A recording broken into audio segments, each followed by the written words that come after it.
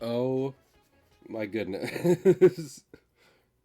First off, I feel like people can probably hear that I think I've been sick. I couldn't tell you. I don't know what's with my body. My body. Um, but also like I was like, oh my, I'm gonna get on home. I'm gonna stream. I got lots to do in order to like actually get the comic somewhere I want it this week. And then for about the last hour, I've been just dead asleep in my bed, just keeled over, not moving. I be tired. Was it last week? It was. Last week, that's literally how it feels. That like last week, so much crazy junk was going on, and I was tired. I did like say it multiple times, IRL and in stream, and honestly, like I was just saying, haven't been feeling too great. Um, where was I go? That's where there's so much brain fog. Brain frog, yo, my friend the brain frog.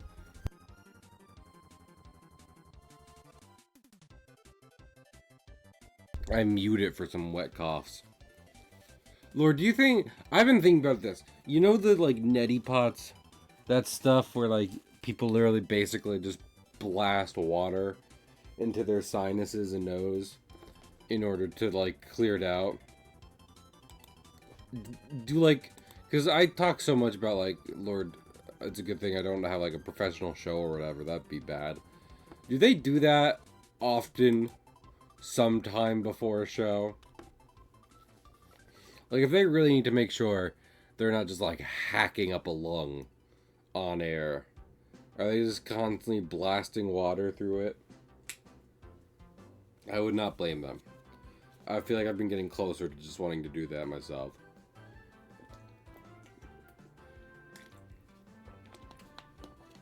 Okay. Well, I think I am going to work on some comics. You know, it's so weird. To some degree, I've been thinking a lot about like the VOD channel recently, because I feel like I really haven't had a lot of people showing up to streams as of late. Which is okay, but also it's like, because I feel that way, I'm like, oh, should I talk about that on stream? Because I feel like people won't want to hear about that in VODs, but hey, it's whatever.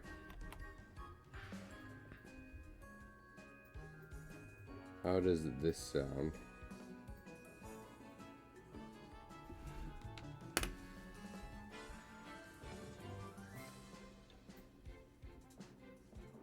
Oh.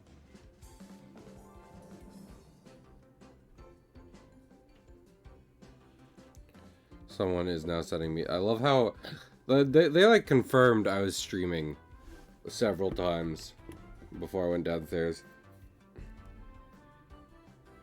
Give me 1 second.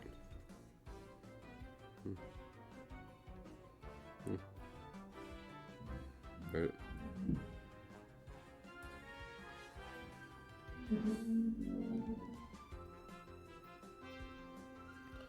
I'm actually not very trustful of this email draft I've been sent, but in terms of actually, you know, in terms of getting a message across, that's good.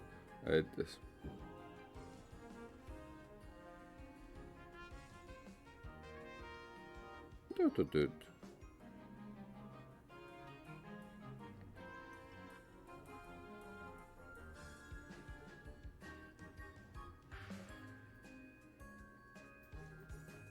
There we go. Okay. Now I can draw. Lord, so I am switching jobs soon, right? that's a thing happening in my life, which is nice for many reasons, but also that just makes me what just happened makes me think about how like some people with like desk jobs and stuff, they're just they are somewhat often having to like do work stuff after hours, yada yada yada. And I'm not here for that, Lord knows.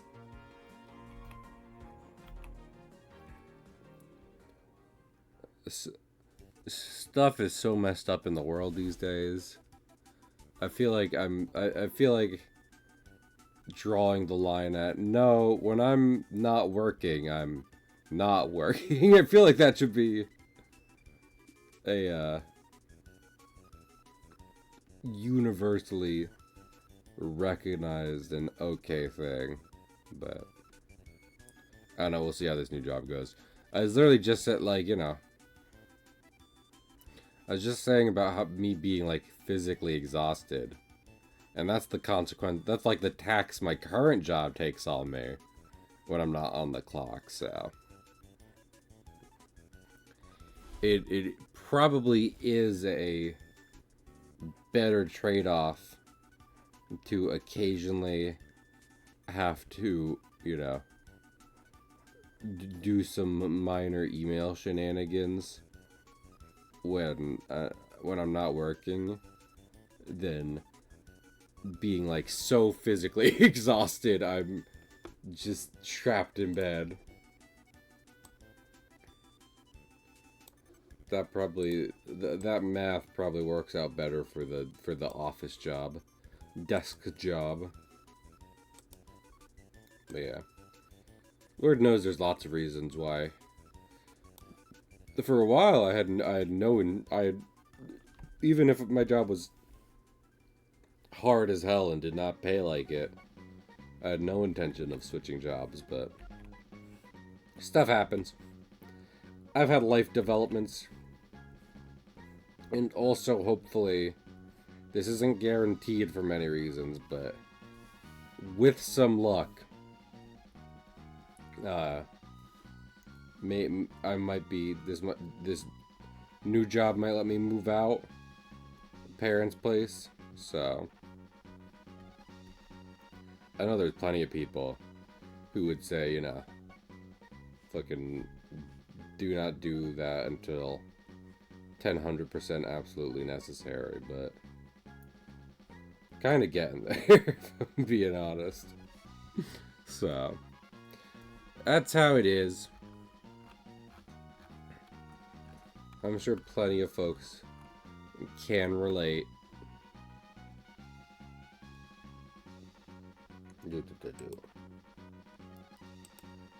I like...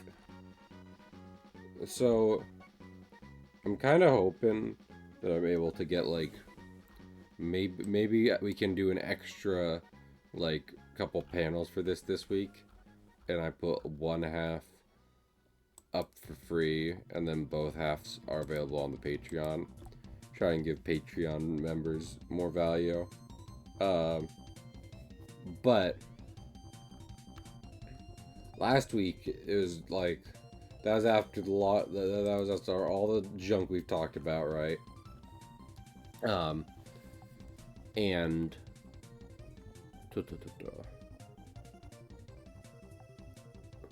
why am I blanking here?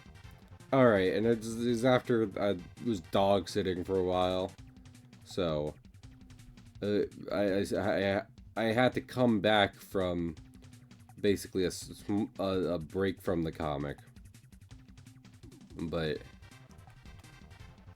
given where we were in the story and a bunch of other stuff, there wasn't much for me to do, so I just kind of did a short little action panel, which I liked. I think it was good. Not necessarily anything wrong with that, other than the fact that it's like a very quick read after a long wait. That's the biggest problem for the comic. But fucking what's it called? But yeah, I would like to try and get a bit more out this week. I'd also like to do... I'm trying to think of, like... I don't know. On one hand, I want to do more for the Patreon. On the other hand... Fruit! Hi, pig! On the other hand, it's like... I'm doing what I can.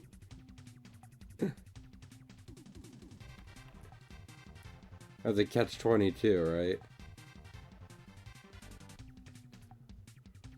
right? You know, if the Patreon had more subs, I'd probably have more time to do stuff for it.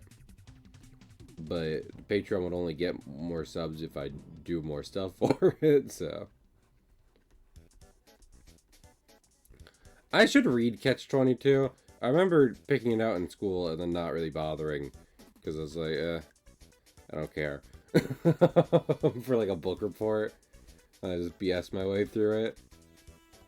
But it would help if I fully understood the context of that saying. I've literally talked about this before. We'll go over it again. Because like I physically, like literally, I'm just reminding myself what Catch-22 is. Catch-22 is that a pilot in war... Oh, this is topical now. But... yeah, so it's wild that they had... I've also said this a lot before. High school beat the love of reading out of me. Anyway, Catch-22 is that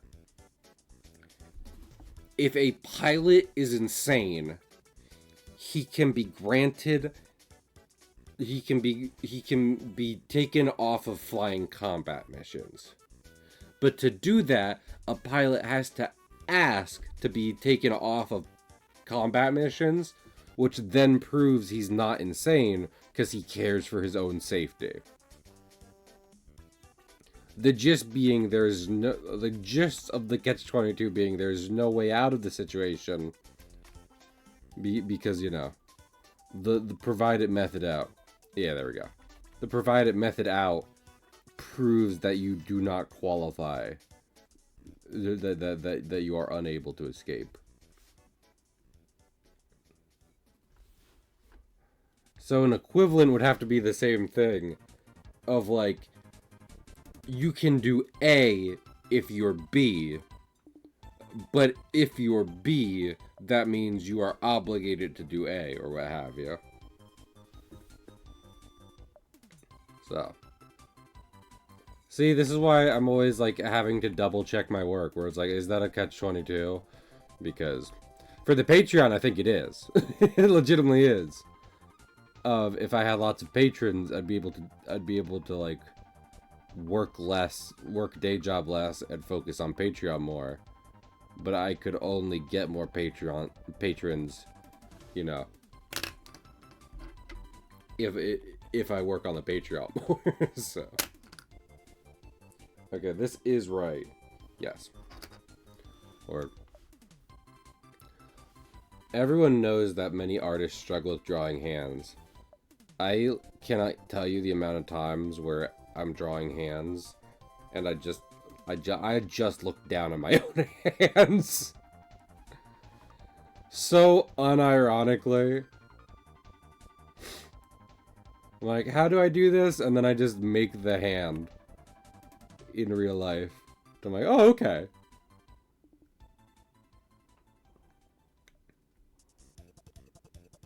Yeah. In some ways, with wanting to make Wallop Bros a bit more topical, the story beat that's about to happen doesn't work the way I kind of wanted it to a while ago. On the other hand, just Sun Wukong and how things turn out here kind of do work. I gotta think of the wording for when it's all done. Because generally, I want it to be put across the point that, like, you know, Wallop Bros beat Sun Wukong, steal a bunch of crap. And he was like, oh, well, fucking, I thought you two were a bunch of goody two-shoes. And they're like, we didn't, it's not about being better than you. You're just an asshole. You know, I think that is true a lot in real life. You know what I mean? Like, someone's a dickhead. You say or do something about it, and they're like, actually, you don't have the moral high ground here because of blah, blah, blah, blah, blah. And it's like, I don't care about having the moral high ground.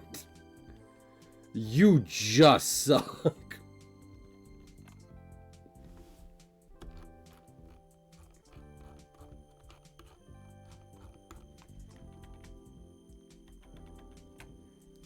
I don't need to be morally superior.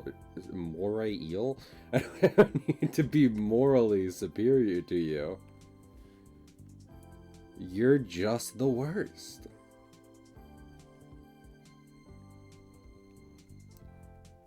I think I've said before that is kind of one piece of me, of like, not necessarily being a good guy, just having a certain moral code. Having standards, if you will. But yeah.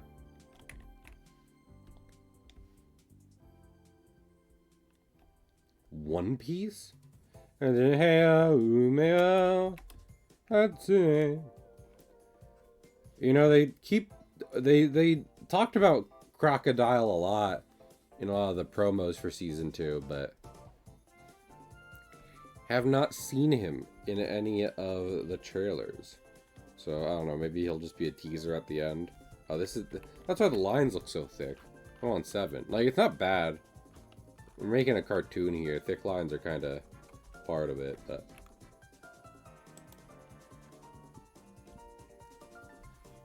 yeah. So I just kind of, I don't know.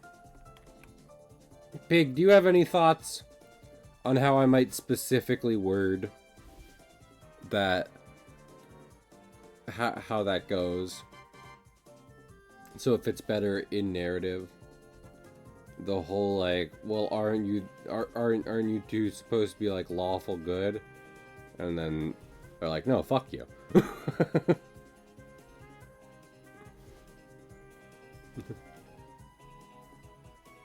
Chaotic good. At best. At best, chaotic good.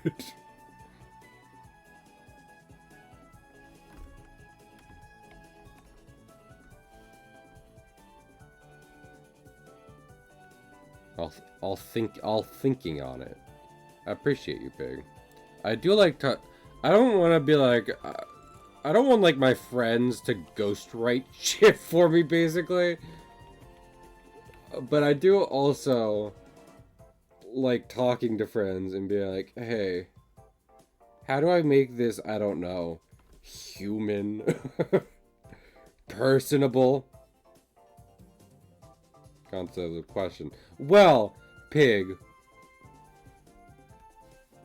herein lies your problem. Is that the person they're fighting is a criminal. It just so happens that they have kind of taken the side of law by coincidence. He just then points out that they do unlawful things, trying to almost catch them in a aha gotcha moment. Only for them to be like, no, fuck you.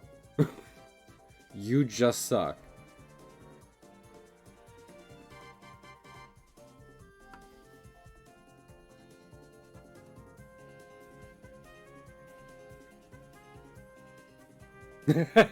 That's actually I might use that actually.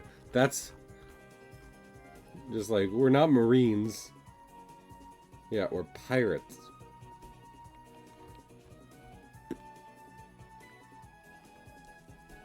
I might do that. We're pirates. You're just a dickhead we wanted to fight. Brennan Lee Mulligan. That is true. Brennan Lee Mulligan did say that.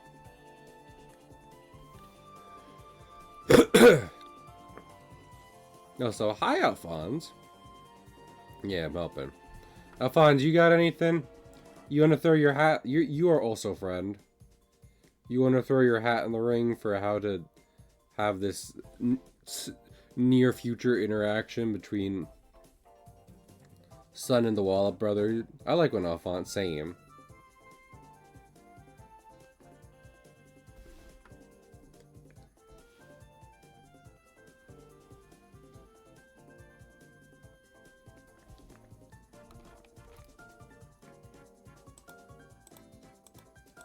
I do like this perspective shot we got here. Also, Alphonse and Pig. I know Pig watches this guy. I don't know if Alphonse does. I don't know if there's a way I could, like, get or pay for TB Skyen to give me notes on the Wallop brothers. A kind of pros and cons of, I like this and this and that could use work. But I'd like that. I don't agree with everything he says all the time, but I would love his creative notes on my work. I don't know if I can, like, join the his Patreon for, like, a high amount of money and be like, hey, please. I think he did, like, D&D characters a while back. That's the thing he offered. Yeah. It would be very expensive if he did, because I know he definitely just does whatever the hell he wants.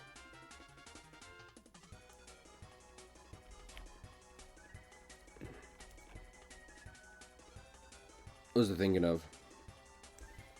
I don't think I talked about... Oh, I didn't know if you had heard what I was saying, Alphonse, but I was just saying that... Did I just summarize this? I've summarized this like 5 times over, which is not Alphonse's fault. That's me repeating the same thing. I was saying, in the comic currently, having the brothers beat up, you know, Sun Wukong. They then go to take a bunch of his shit and leave with Lindsay. So what I'm trying to do is have, like, Sun Wukong be like, that makes you as bad as I am. And they're like, no, you're a dickhead. No, dude, you just suck. We don't care about the moral high ground here. We just wanted to kick your ass. And I want a good way to phrase that for that interaction to happen. But anyway, yeah. So, particularly, and I shared this in Discord where a lot of people were happy to see that I watched TB Skyen, but he put his thoughts out on Angela's design for Marvel Rivals, and I don't know a lot about Angela from, like, the comics. I know she was from Image and then switched over. I actually did see that. That was in a comic I read when I was young. But, fucking... What about it? That's what I'm trying to think about. The hands here again. No, the fuck you mean nuh-uh. That is actually also a good verb. I could use the fuck you mean nuh-uh, but... I don't know, maybe if the comic was longer. We'll see, we'll see. I do appreciate that, though, Alphonse. That is funny. I'd argue a less, not necessarily a more human way to put it, but the objectively funnier way to put it, that's for sure. Anyway, what was I thinking of? Alright. Yeah, I don't know much about Angela in, like, comics specifically, but TB Skyen put out his thoughts on her Rivals design. And there's lots to be said about how women need to be drawn more muscular, just overall. Across most fiction, right? And Angela being built like a brick shit house is great, but I wouldn't say like I needed that for her specifically. What I do like that he points out is not only is she made more muscular in Rivals, but also she has like chunks of flesh missing. She has massive gaping scars across her, which isn't just a problem in a lot of women character designs, but just any warrior designs tend to be too clean to actually give the impression that, you know, they've lived a life of battle. I think that was actually a very good point he made. That not only does it break the mold for a lot of ways comic women can be designed sometime, but just in general, warriors. Also, I am listening, Greg. I don't like what you've come into the conversation with, but I'll listen. But yeah, I mean, fucking Lord knows. Oh my goodness! Thank you for the 22 months, Greg. Bon oui. I'm glad I heard you out. Oh no, that's 41 months. Resubscribe for 20. They've been resubscribed for 22 months. Is that 22 months in a row, and then you've been subscribed for 41 months? Twitch, that couldn't be phrased less helpfully. Anyway.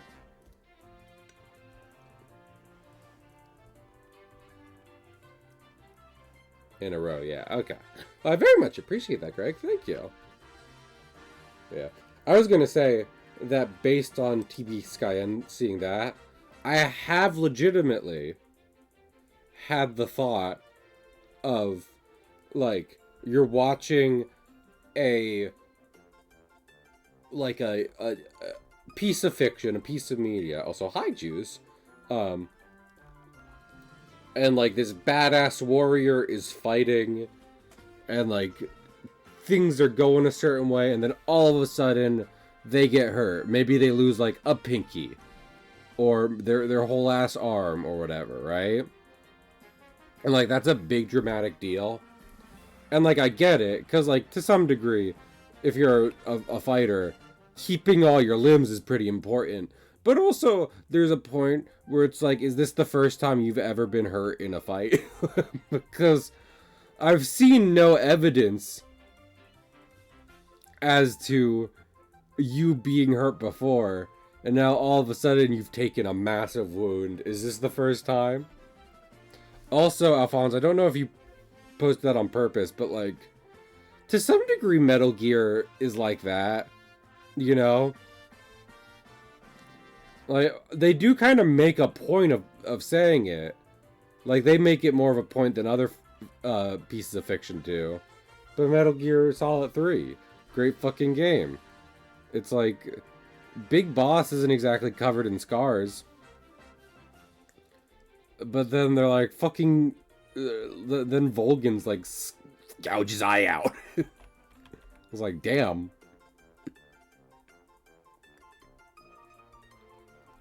Do it, boss. Gouge his eye out. He can't be a warrior if he doesn't have this sight. And then Deadpool shows up. Kojima is not over making a blind fighter. He probably has. And I just don't know them off the top of my head. If you're bad at it.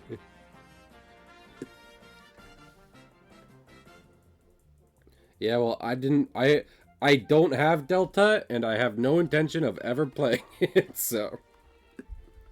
Of all the games to get a remake, even in the Metal Gear Solid franchise, 3's an insane choice.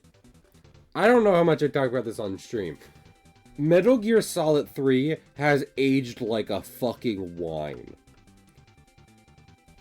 Delta rule. But yeah, like, artistically, the style for Metal Gear Solid 3... But stylistically, Metal Gear Solid 3 was made back then to almost, like, it very well hides the limitations of the technology it's on. Like, I don't think in any way it needed to be rendered photorealistically. It had a great it had a great version of realism when it came out. And then there's the fact that Kojima isn't at Konami anymore. There's the fact that of the Metal Gears, 3 has been ported a lot Like, I would have done the cold take. I would have remade like the classic computer games, not 3. 3, I would have made HD, and then like I would have made that first HD port of Metal Gear Solid 3, and then I would have never touched it again. Would have just wheeled out it. It would have been. I would have treated that bitch like Skyrim.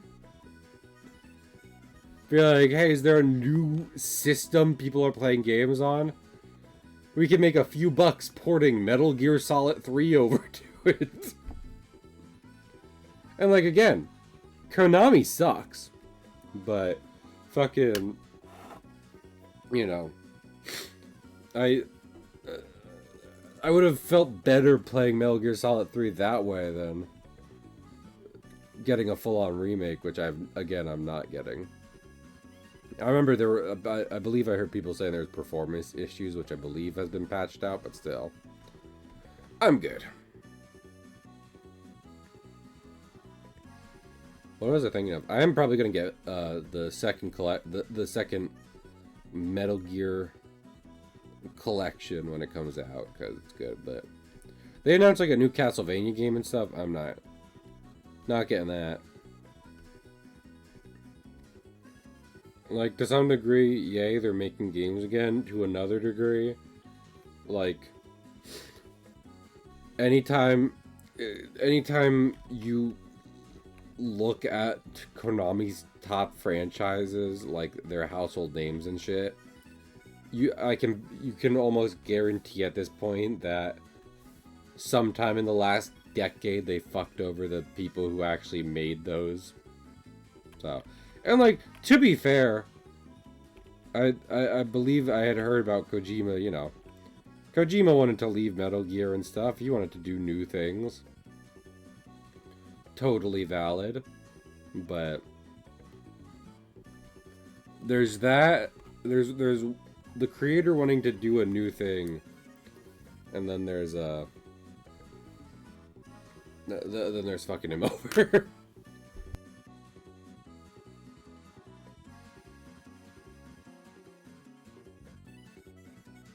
What was I thinking of?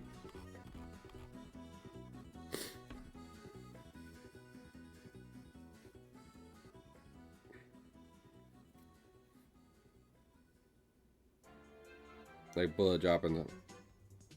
Yeah. I mean, I've always played, you know, Snake Eater. I first played the fucking 3DS port, which is insane. But I played the Xbox 360 and now the Switch version.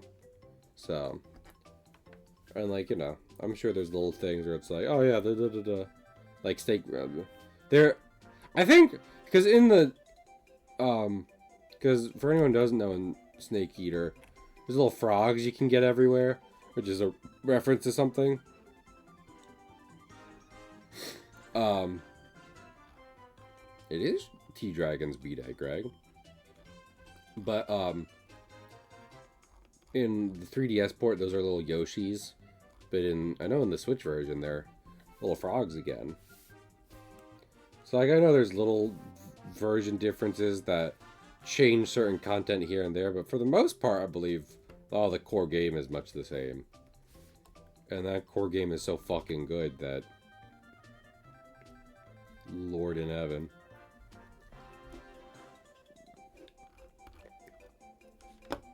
So yeah, Konami's probably not a company I'll be getting anything from anytime soon. And while I can respect that they probably, if they want to build up game studios again, they probably have to, you know, pump out some new games for their classic franchises. I would like to see them... I mean, I guess they're doing... Isn't it like Darwin's whatever? The octopus game? They are making a new game. So that's fair. I don't know. I also imagine... Oh, that is not what I meant to do. I also imagine the heads have changed, you know. People running Konami are not the same as once were. Probably a good amount still there, but not 100%.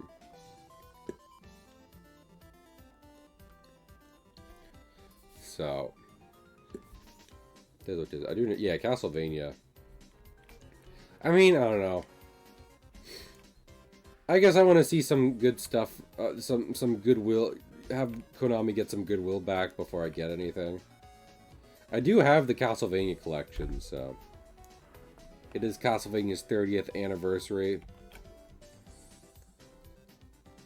So if anything, I'd probably be getting that. I'd probably play through that before I think about the new stuff.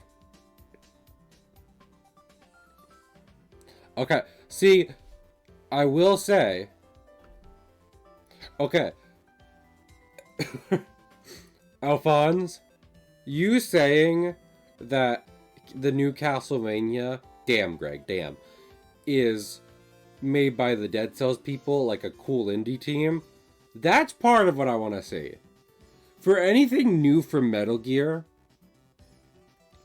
I would need, and granted, Kojima would probably make this as hard as fucking possible, which he has every right to do, but I would need Konami to come forward and be like, hey, Kojima, we're sorry. I would need to see Kojima be, like, chill with Konami. Which I can't imagine, which... Like, I mean, who knows? Maybe I eat, like, this would be one place I'd love to be wrong, like, the next day. But I'd need, like Konami to, like, make some, like, Death Stranding products, like trading cards or what have you. And Kojima'd be like, yeah, gotta love Konami before I'm okay with new Metal Gear stuff. And I recognize, even if all that happens, Kojima can still be like, I don't like what they're doing with Snake right now. That's fine. That happens all the time. But there's a difference between that and fucking having left the franchise on bad terms. Took my weapon. Well, that's understandable. I would love... I don't know, maybe we can... Pig, maybe we can start up a new board game thing. I don't know if it's Dokapon or something else soon. I'd love to play, like, a game like that with people who aren't taking it seriously. To some degree, I get it. But also... I said this many times before. I would probably still be playing, like, Among Us with friends, but I know too many people who are like, Among Us makes me feel bad for lying. So I'm like, it's not, guys, it's okay. Yes, you technically lied to me, but his game? This game? Want to play Monopoly? I mean, I do have a working PC now. That being said, isn't Ubisoft... I was thinking about this before. I don't know if I talked about this on stream. I think I did. Ubisoft and EA both recently, I think, got sold off to kind of shitheads, if I'm not mistaken. But fucking... that sucks. Because they were never good. But it still sucks. And fucking, like... before it was like, ha, they're not good, but we can kind of have fun with it. Now it's like, oh, they're not good, and we probably shouldn't do any kind of business with them. So, that is unfortunate.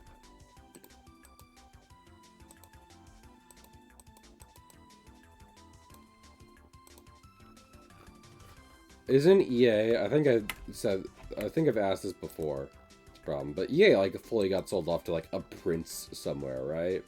Which is never a good, that's literally just, like, that's just them wanting to just have the rights and what have you, which sucks.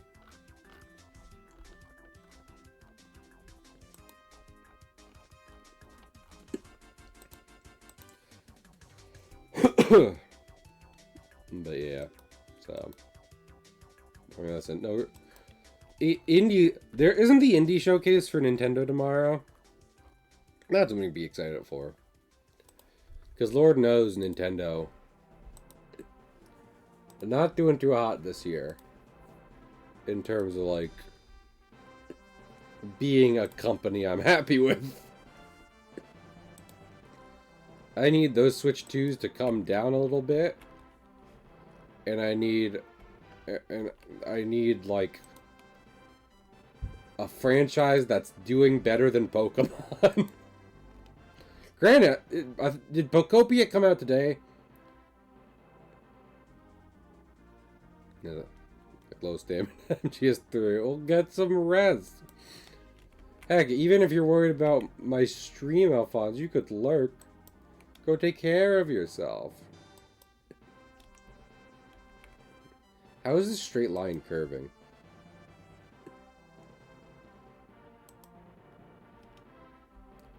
Is this not a straight line? No, it's like a straight line there. I'll just make it smaller. Anyway. Yeah, go take care of yourself, Alphonse. I do like talking to you, but you don't have to be like right here, especially if it's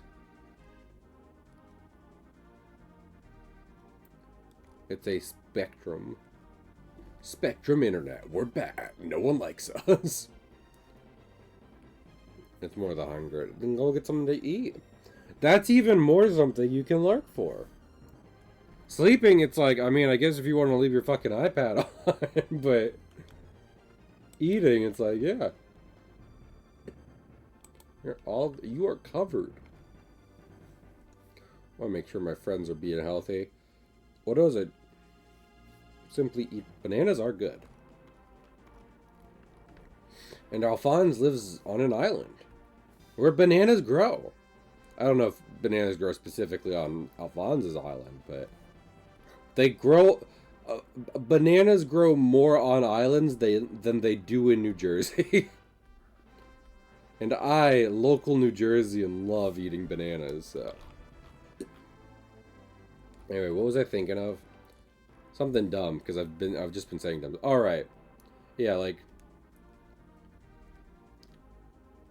Sony sucks. Xbox is dead. Even Nintendo, who in like this pretend competition that has been going on for years, is kind of like the company that wins by doing nothing, is still losing recently. Because their shit's too expensive right now for anyone to get.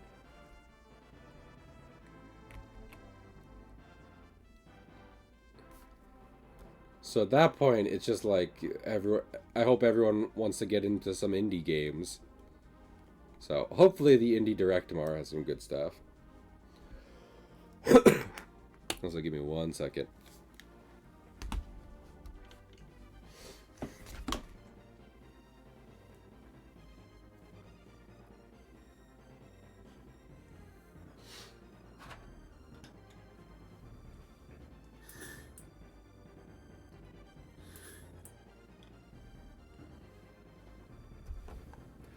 Alphonse, if I manage to actually write a novel this year and it does any kind of, like, real numbers, remind me to look at moving to your island. I know we've joked about that before.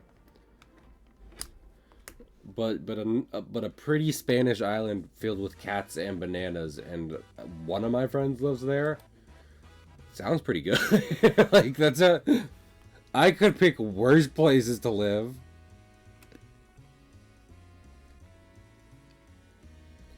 You know what random ass small island in the Mediterranean I want to go to? I want to go to Ithaca. Like, the Odyssey is a fictional story. I know, to be clear, I know that. I still want to go to Ithaca. I want to see what Ithaca's like. Both can be true. I can recognize famous story as fiction and also still want to go to the real place it was set. In Greece. In Greece Ocean.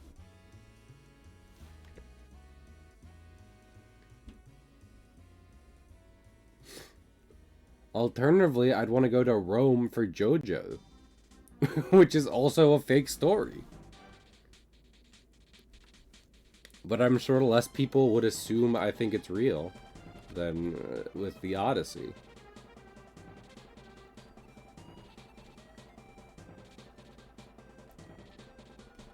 I gotta look something up real quick. Also, I made Greece is fictional, yeah. It's just Ithaca's real. You can go to Ithaca, but the rest of Greek in that story, the rest of Greece in that story, fake.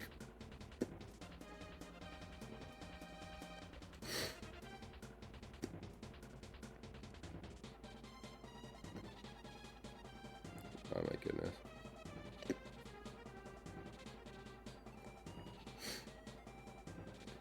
Does anyone hate when, like, Google fucking, there we go, signs into your Google account for, I don't want my Google account on.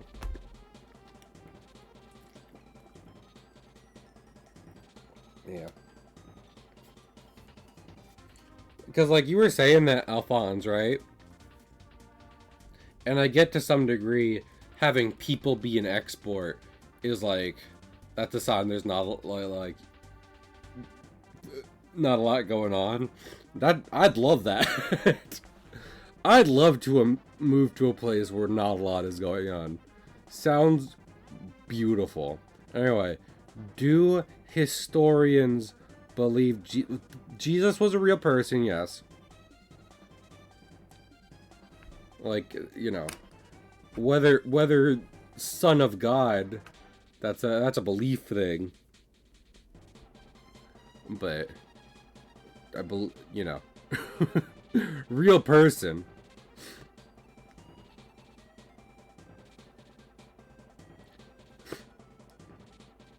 I was looking if the Trojan War was real. Trojan War remains an open question. Okay.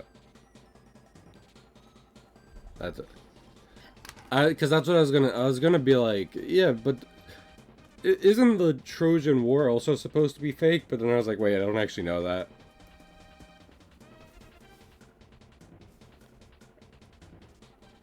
I don't know modern historical consensus on the Trojan War.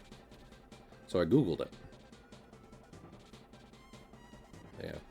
I was really just saying Alphonse, because one of my, you know, someone I know moved to PA recently from Jersey. And, like, Philadelphia and Jersey are, like, comically close. Like, you know, like, they're Philadelphia and Jersey are closer than New York City and Jersey, and those are comically close. Right? But even still, Pennsylvania is technically a landlocked state. And I don't want to live. I when I think about it, I want to live near the sea. I have no desire to be somewhere landlocked. Like, unless there's a war, pirates tried to conquer us. The Nazi built bases here. The Nazis built. Alphonse, you live in Europe. The Nazis tried to build bases everywhere.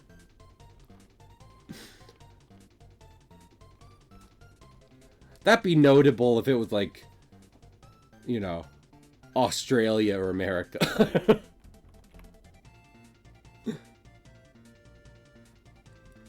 But Europe, I could throw a rock and find an old Nazi base.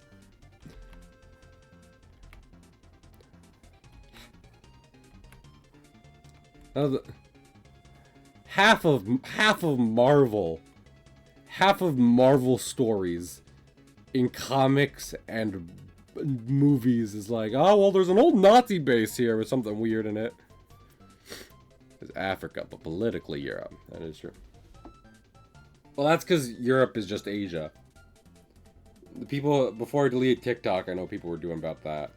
And I don't know if Alphonse is about to get real mixed up on this. But Europe's a very uppity and finicky peninsula.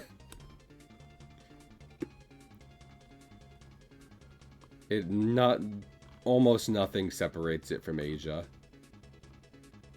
And fucking Russia, which I believe is somewhat considered European, is most of Asia.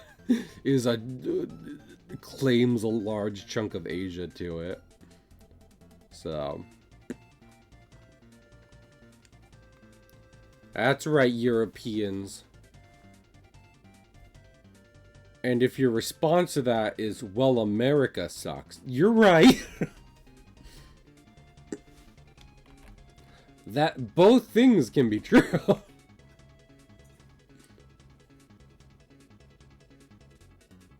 Across the O, I can imagine. Because Canary Islands are pretty close to that, like, literally singular entrance to the Mediterranean Sea. Correct? They are not too far from it. And before Suez Canal, that was, like, literally the singular entrance. Eurasia. I saw someone before, I also remember, I think it was CP Gray or maybe someone else, but someone being like, well then what do we call it? I think Eurasia's fine.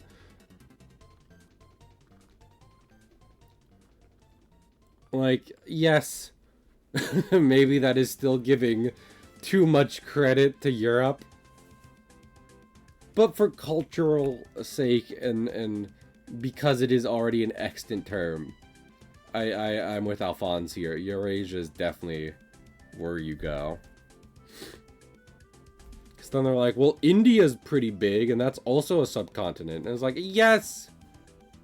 But it's also more, I think homogenous is the word. India's more of like a singular thing. It has remained so for a long time. Europe loves nothing more than to fight over what countries are what. Or like southwest of the Sahara. Are you that far south? I have always wanted to see the big desert. I was watching Dune the other day. Yo, Alphonse, can we go hang out in the Sahara and just do a dune? Can we just, you know, sit on top of a dune and do a dune? I know you were a little down on. Oh yeah, you are. Yeah, I guess that is a little far down. But I was saying, I was thinking about it as like, if you couldn't take it strategically, if you can't have Gibraltar, might as well put some bases on those islands, a little to the south. Yeah, I hate the heat, but going to the Sahara, or I think is Sahara like has dunes? Oh fuck yeah! But yeah, going to an actual like desert has always been appealing. Dune definitely makes it more appealing. It also, like, I hate the heat fucking because, like, I'll be wearing, like, sweats and shit like that. I have to go about regular New Jersey business when it gets, like, 90 here, right? Because New Jersey, that's something you can say about Jersey for how things are here. We get all 4 seasons. It's pretty good for that. But I don't think that's the case if I'm hanging out in the Sahara Desert, you know? No one's expecting me to get in my car and go to Walmart. I think a lot of people are like, hey, don't die in the sun.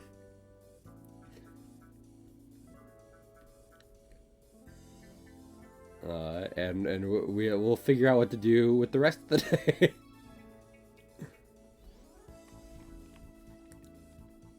That's also like that's another area where America sucks. Death Valley is here. Right?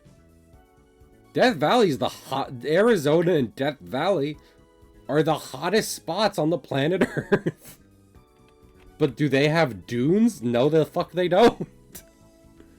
Which is just disappointing.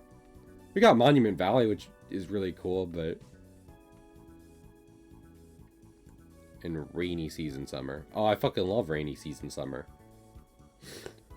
Alphonse, I'm already thinking that your island is cool. You don't have to keep selling. Also, if to live there, I already have to work remotely.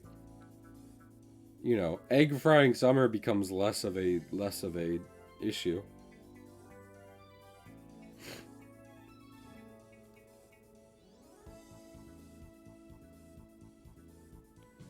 Alphonse, if you don't mind me continuing to ask about the beautiful place you live.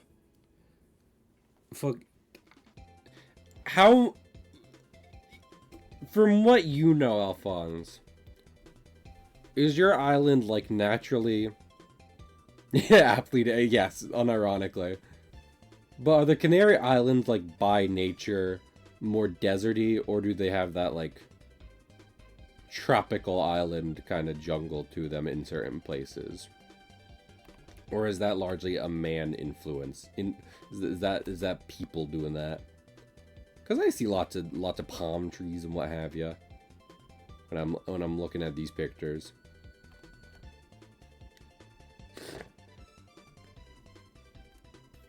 I'm curious. Is it a desert island or is it a dessert island?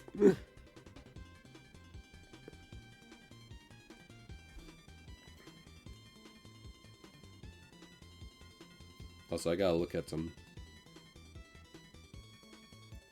I do like looking at these mountains. I'm just seeing a lot of green here. Are those, like, pines? Yeah, those are like pines. I fucking love a forest. I fucking love a forest.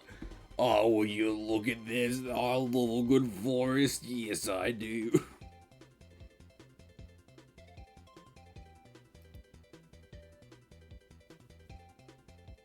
I thought about moving to Australia, too. I was like, where's the not desert in Australia? And they're like, it's here. And I was like, you got it. Note for later.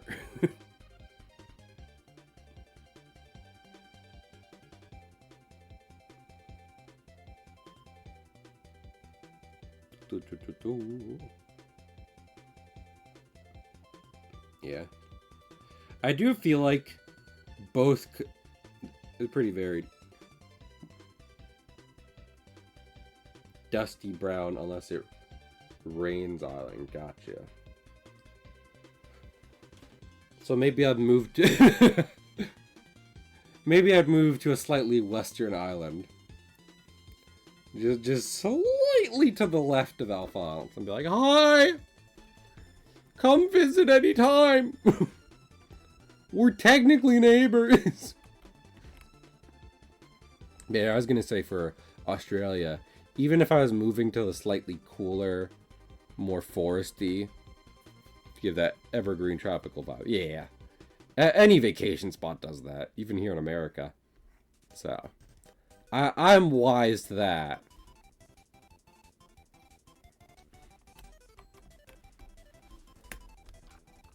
I try not to be fucking overly touristy, and I'm just like, oh, so the country is so beautiful. I haven't left the Hilton. Like, I try to be somewhat aware.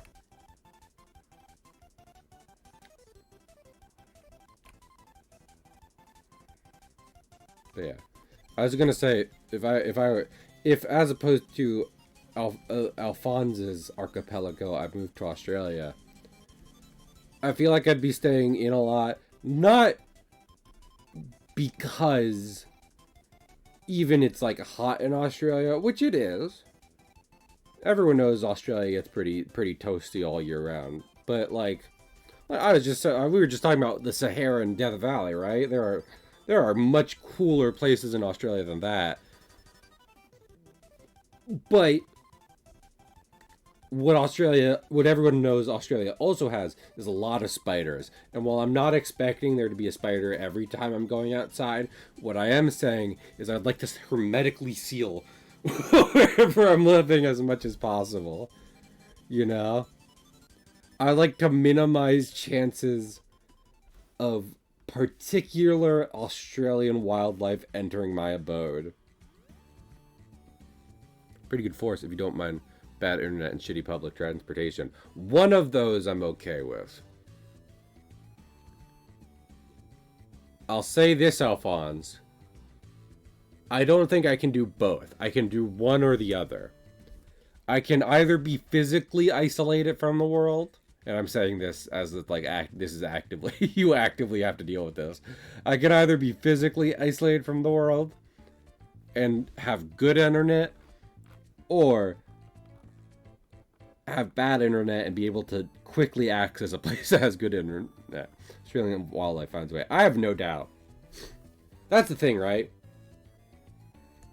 I have no doubt that if I were to move to Australia for whatever reason, fucking, I'd have to eventually contend with big ass spider. Is it huntsman? Huntsmen are the common big old Australian spider. And I'm pretty sure you're not supposed to like kill them because like they're good, but I have awful news. That thing is not living in my house, and I'm not moving it. This is the problem. Yes, as I've grown up, I've gotten pretty good about my fear of insects. I'm not so phobic as some people are. It does get to a point though where like, oh, that thing is so big that in order, like, killing it will be an endeavor. I can technically still squish this bug. There will be a sensation when I do it. And it's not, and the bug won't be happy. Right? That'll suck. So it's just about minimizing those experiences. Yeah. Yeah, I'm gonna be real. Whenever I've looked at moving to other places, hopefully because I make like a successful book or what have you, and I'm able to just kind of live wherever I feel like. I mean, the golden child is Ireland, no doubt, but I do look at like politics and stuff, and I'm like, what's going on here? Are we seeing people be dumb? Nope, everyone, you know, I've talked about this on stream plenty of times, of like, anytime it is so not helpful in any way, shape. I get you have to say it, because some people think moving will solve everything, and that's not the case. But always being like, nowhere is perfect. Like, just constantly, forever. Just always, constantly, no matter where you're looking, always, forever, 100% of the time, no matter what you're looking up. Always having to see someone being like, moving somewhere doesn't suddenly make things better. And like, I understand.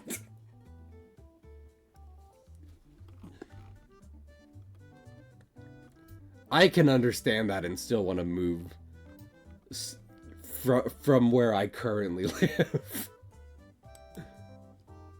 You can give me heads up about like pros and cons. We can have that pros and cons. We can have that conversation whenever you feel like. Please, I'm begging you. If someone's asking about the logistics of moving to moving abroad, do not start by saying, nowhere's perfect. I don't think I've literally, unless the only places I don't see that is like websites whose business model is helping people move abroad, you know? People who have financial incentive to encourage you to move. But any message board, any like advice place where you might go to try and find like first-hand accounts of moving, guaranteed one of the top comments, not even from someone who's moved, is someone saying, well, nowhere's perfect. That place has problems too. Are you sure you even want to move? It's crazy. If I wasn't living in Jersey, which I consider a, you know, in the grand scheme of things, a pretty good place to live, actually, in America at least, I'd be going insane. I'd be physically going insane. I do like working for tours. Have a remote job. I would like that.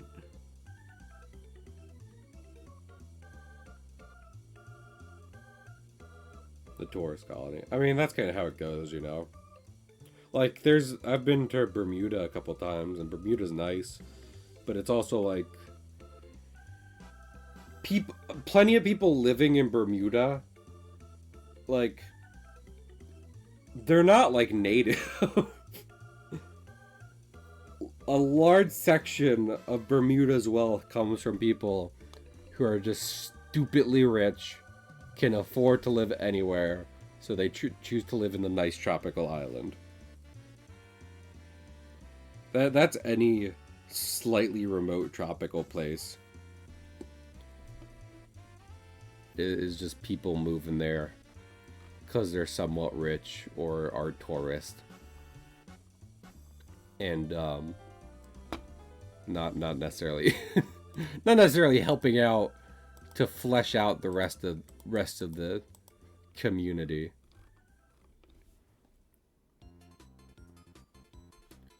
They don't care about building it up. They're just like, nope, I have my fancy house. So that's a problem. In case you didn't know.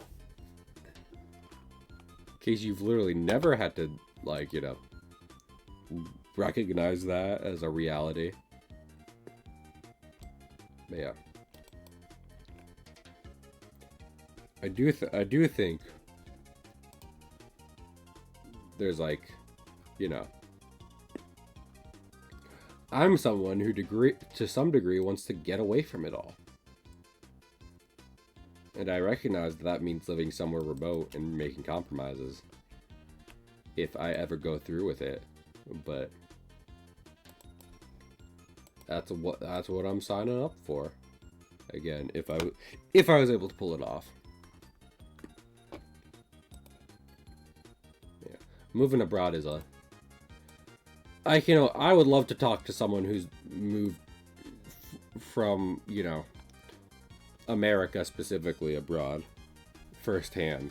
One, so I don't get into the comments, and two, so just so we can have a conversation and be like, oh yeah, well, this is yada yada this, yada yada that.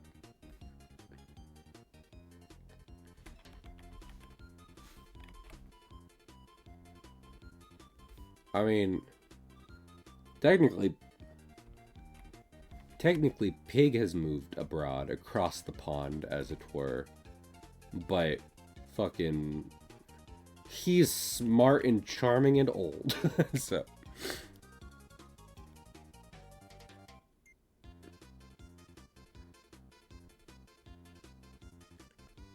I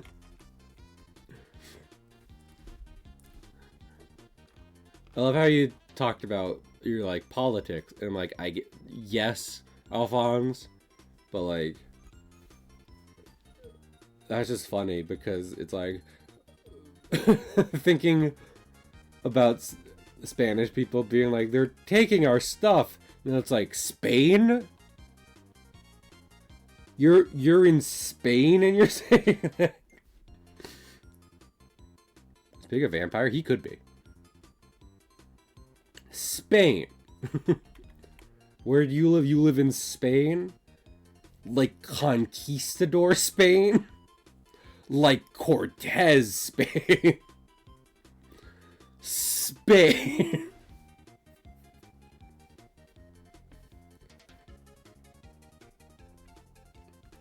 Spain, whose influence to this day can still be felt in South America. Spain. Am I getting this right?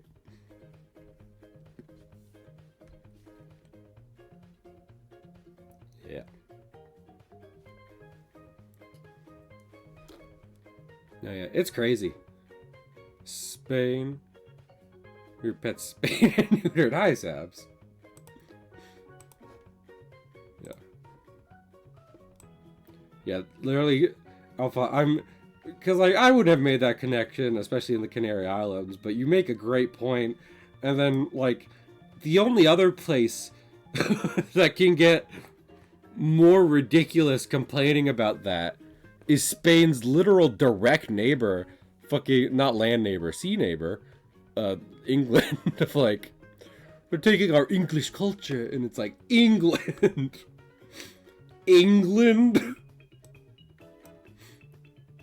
Place whose sole reputation and cultural influence is taking other people's shit. England. That's how universal that fucking like experience is like, you know, America's speaking as an American, we're probably like one of the most tone-deaf places about it, but I think everywhere in the world there's old people who complain, so completely just ignoring that it flies in the face of what their own country is about. So, oopsie. That's how it is. Honestly, I think we should start chalking that up to being senile.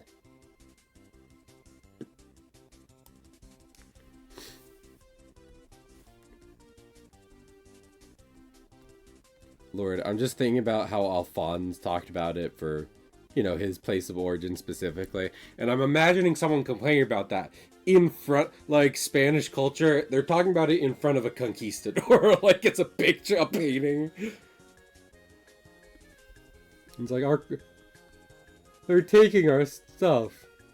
You're in front of a painting of Herman Cortez. Or being deeply into Pirates of the Caribbean when I was a kid meant that I was very. I think Pirates of the Caribbean is what radicalized me. Is what I'm saying.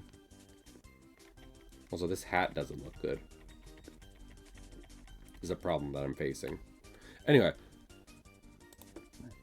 Just because it made, like, the first movie, there's lots in Pirates that can do that. The first movie, literally, the background is about colonialism. For anyone who doesn't know, I'm going to explain the plot of Pirates of the Caribbean, Curse of the Black Pearl. Shut up, I like those movies. Anyway, for anyone who doesn't know, you've probably heard the line, "You better start believing in ghost stories. You're in one." The ghost story he is referring to is, aboard the Black Pearl, Captain Barbossa explains to Elizabeth Swann that a century or so ago, Cortez took a bribe from the Aztec people of a certain island in order to stop, you know, basically they're paying him to stop killing people. And he takes it, and then he goes on killing people. Which is not great. So, because of that, a terrible curse is placed upon the chest given to Cortez. Anyone who removes any gold from the chest will be cursed in a sort of undeath until all pieces and a blood debt is repaid. They won't be able to eat, drink, sleep, or anything while still feeling like they're dying for that entire time. They're basically constantly dying while never being able to die, which is not great. That is true. I own the book. That is a cutscene, Alphonse. But yes, that is Jack's canon backstory. I own, which is one reason why I consider the quote-unquote 5th movie uncanon, because they mess with that a little. But, yes, there's a cutscene where Jack talks about that the crime that got him labeled a pirate was the fact that Lord Cutler Beckett requested that he deliver a shipment of slaves, and he was like, no. And then he freed the said slaves. And I actually own the book that details Jack's time during that part of his life. It's called The Price of Freedom.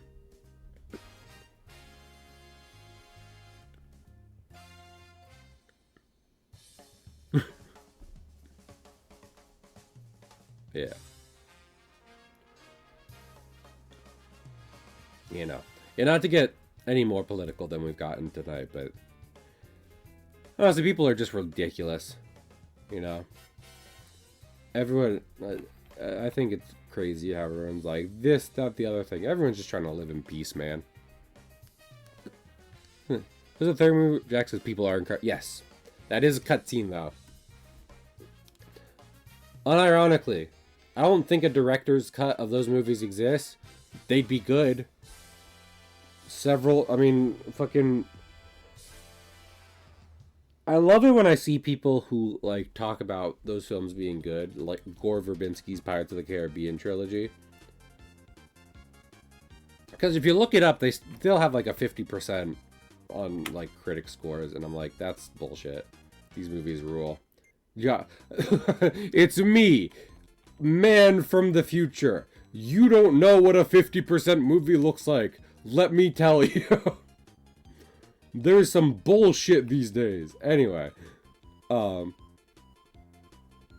yeah, like, there's a scene in Dead Man's Chess where they get more in-depth for the game Liar's Dice, and it helps really build the intrigue for the scene. There's that scene in At World's End.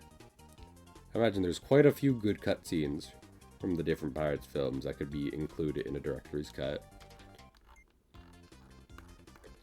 But those films do not have the renown of a Peter Jackson's Lord of the Rings, so... Not happening. Disney doesn't care. The critics don't care. Not occurring. I'm spending way too long on Willie's hat.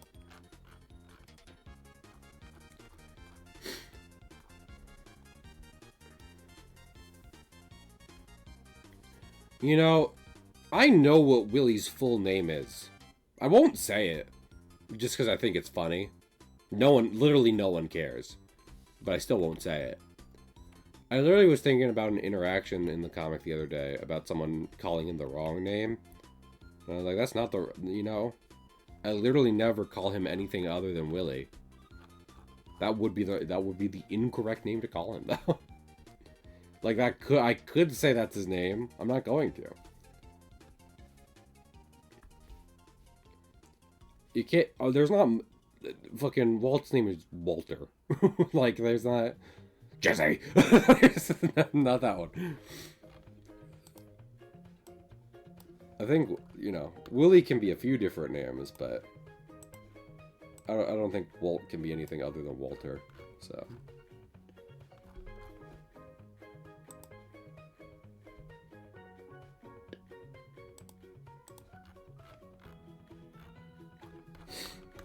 I think it's that. You know, I think I gave, like, his little head too much of a hump.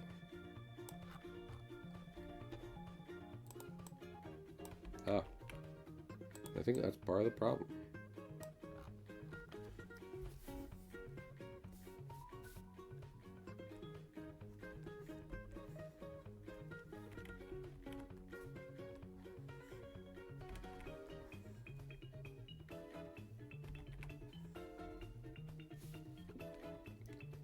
Yeah, Willie's got a slightly different head than Walt. I like my little guys. You know, like, I don't necessarily think that fucking the Wallop brothers are gonna be a, you know.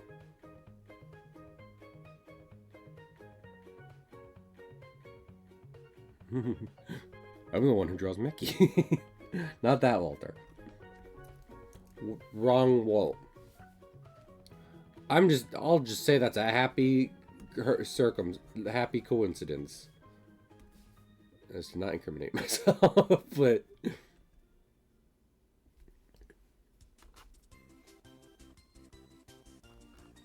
what was I thinking of?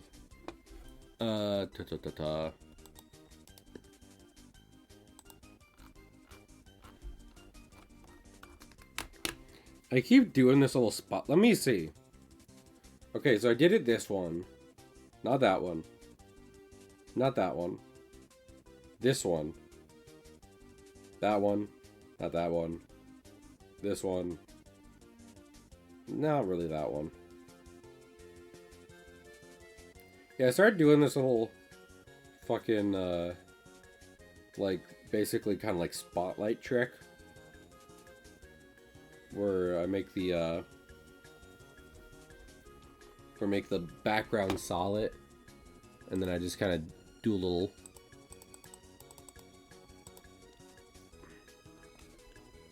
what was I thinking of?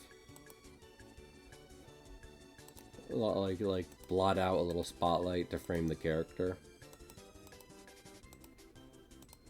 I think it's definitely become prominent as I'm doing the action scenes, just because even in full animation, drawing full backgrounds in an action scene isn't like you're not always doing it. You don't do it a whole bunch, which I imagine is because like that's kind of how real life is, you know. Like it's a piece of abstraction that art is taken to portray action-packed scenes, but if something, you know, adrenaline inducing is happening, typically you're not wildly paying attention to every nook and cranny surrounding you. More likely, you're focusing on like the one focal point of the action, and kind of just that. And in art and animation, what that has turned into is that typically you get like a bunch of like blur lines and solid colors during action sequences to convey that the characters are moving fast and shit.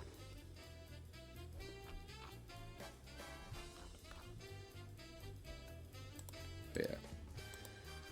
I feel like this is one reason I was talking about I think it would be cool if I could get TB Skyen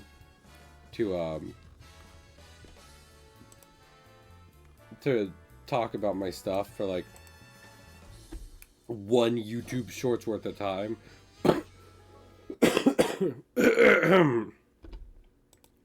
Hello?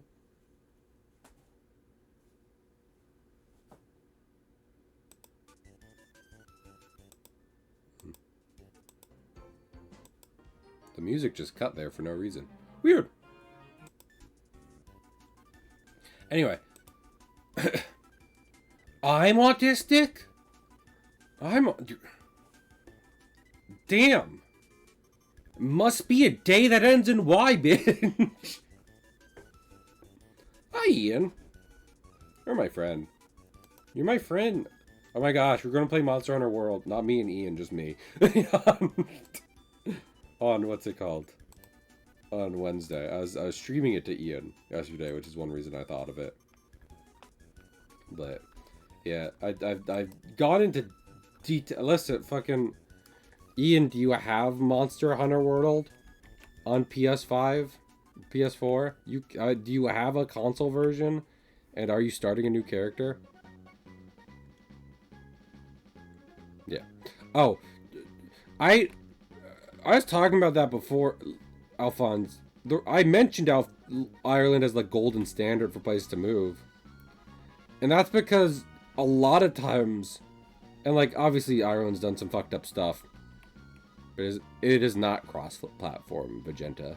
That is one reason I'm doing it solo specifically, on top of a few other. Anyway, I was just gonna say, like, rarely do I ever see, like, Ireland has done something bad. So often. I played World with Max. Is it? Is Monster Hunter World cross-platform?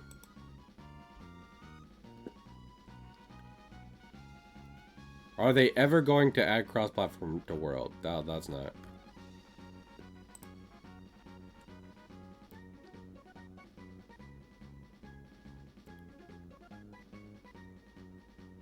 Who's cheating in some way? I don't think it does. I don't know. Wild? No. World. Early PS4 title. Yeah. Wild's cross-platform, but it was notably the first game to do that. Very good. Anyway, yeah, I typically, so much of what I see, like, Ireland has plenty of dark history, yada yada yada. Again, no place is perfect. We already covered this, but among some of the few places in the world who seem to be holding it down in modern day and age, Ireland is one of them. And it is kind of like, it's not usually considered an island, but it kind of is. It has access to the sea, even though it's not really a place you go swimming a lot. And it's also verdantly green. I don't think tons of forest there, but... Jingle, jingle. We have covered no place. Perfect. Jingle, jingle. Exactly. That's exactly it. Yeah. And also, obviously, all this is subject to change. This is literally an island. I know. It is called the Green Isle, isn't it? But when we were talking about, like, Canary Islands and Bermuda and stuff. So I didn't want people getting the wrong idea. Listen, Alphonse. I'm literally like... to some degree, I'm trying to account for devil's advocates out there. Anyway. But yeah. Yeah, no, there's a lot of places being very dumb right now. In the world. America included. So... when I have looked at places to move before. Again, nowhere's perfect, but trying to look for places making smart decisions. Because at least then I might feel like I can help continue that. As opposed to being a place where no one seems like making a good choice.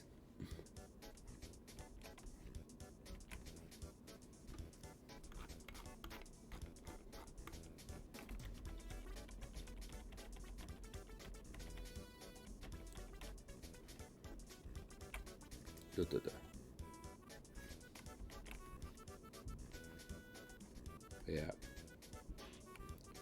But there are places that are better. Yeah. And, like, even then, I recognize no place is, like, just solely better. Some places are better for one thing and worse for others. But I've just often felt like I might be more of an asset in places that are, you know, already doing good work than sitting around in a place and not doing that. So that's been my thought before, but obviously I don't have all the answers. If I did, I'd probably have more viewers on Twitch. Guys, did you know that the all-seeing orb streams on Twitch? The Orb of Infinite Knowledge has a Twitch channel where he just says the answers to all questions. He has 3 viewers!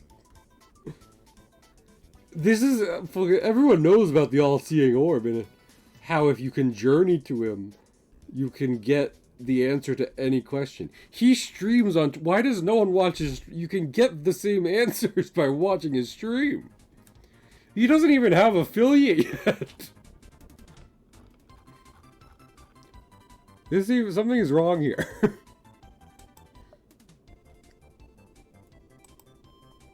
I was thinking about that. I've been working on Alex story stuff. I've been changing a lot of Alex story. That I was saying before. I don't think Wallop Brothers is necessarily going to be like major art piece of our time. You know, symbolizing stuff going on and also helping to inspire people. Like, I try to make it good, but I recognize it's a silly comic I do for fun. Alex, I try to make a bit more, kind of more thought out than that. But yeah, I was thinking of Alex stuff. I was thinking of wacky cosmic things to put in there. And I was like, maybe it'd be cool to have like a creature of pure sapience versus no sapience. So something totally animalistic versus just something of pure logic. Pure logic being orb. Wait, shut up, Cahill. Kirby's been playing Ian, but okay.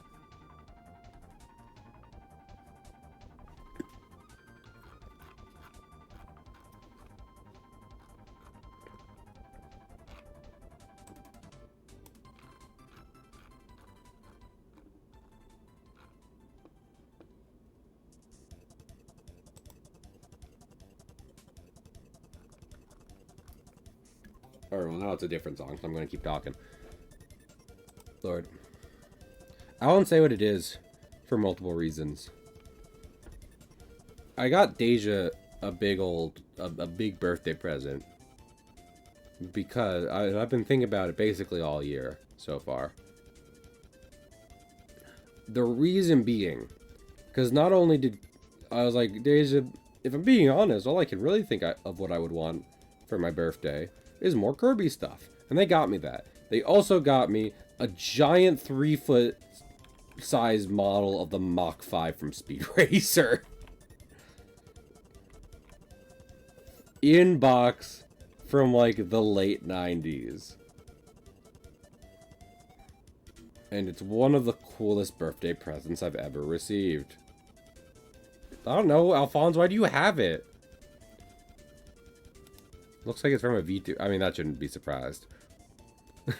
Fucking. It's from a VTuber. Oh, really? Anyway.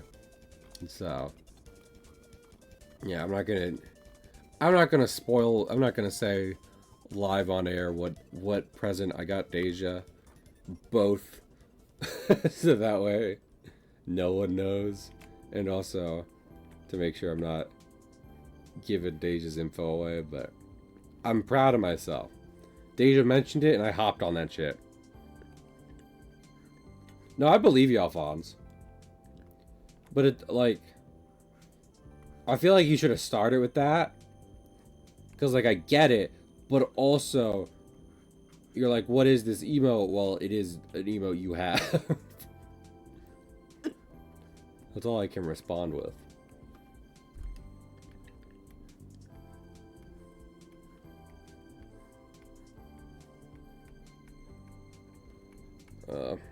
Man.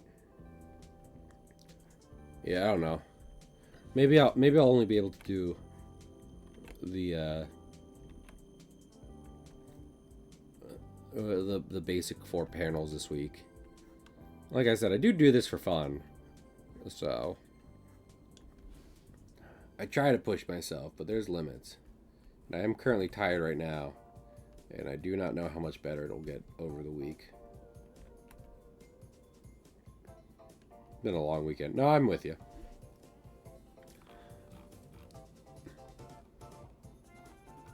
Trust me, I've been there. I get it.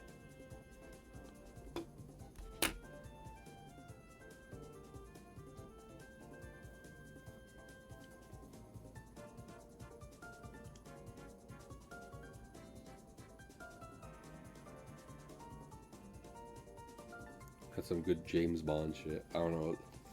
Also, I would take out my thing because I'm getting hot. Yeah, I'm just... Like I said, long weekend, or not, long week, past week. Oh, I haven't been sleeping.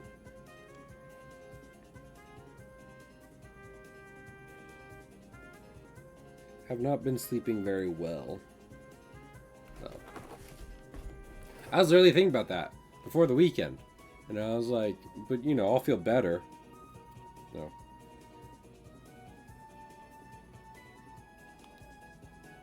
You know, I'll feel better after I'm able to sleep in this weekend. Nope. I did not get particularly good sleep over the weekend. But yeah, I was thinking about how it's like, people talk about catching up on sleep. And I was thinking about what that means. You can't do that. I have learned there, like, if you don't get enough sleep, you reap the negative benefits of that. And they cannot be undone by getting more sleep later.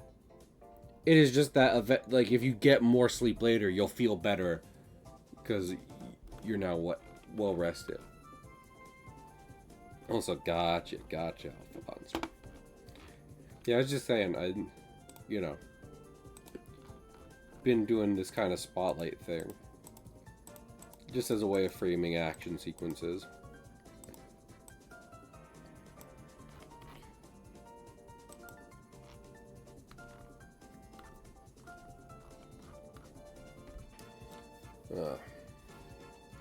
Also, I don't know if I said this, but yeah, my family currently texting me about new job is not helping me feel energized. Or I would love to know who else gets that.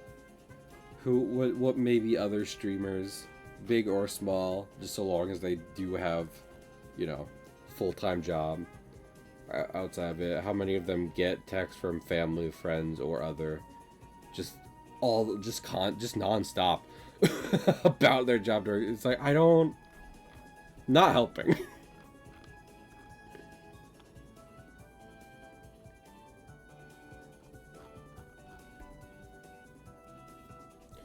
Oh, goodness.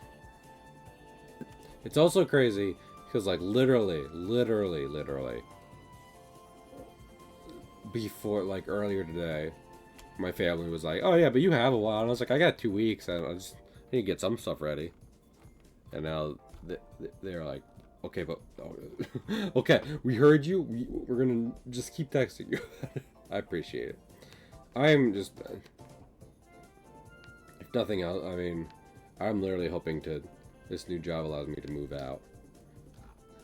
There's lots I'm hoping this new job allows me to do, so.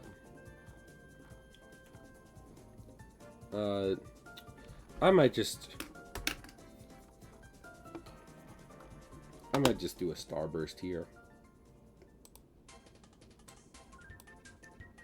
There's gonna be a lot of big, motion lines throughout the rest of this comic. But this one right here is literally just like striking a pose. So I'm not really, I don't really want to overdo it. And I guess I could use that as an excuse to draw a background, but oops, kind of committed.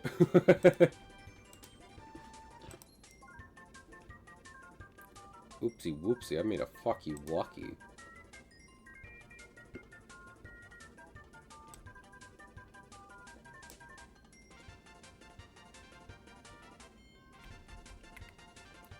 Here's the thing.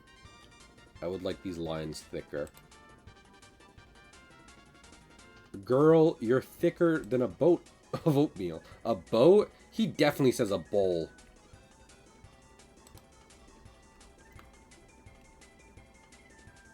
The line that attorney reads is a bowl of oatmeal.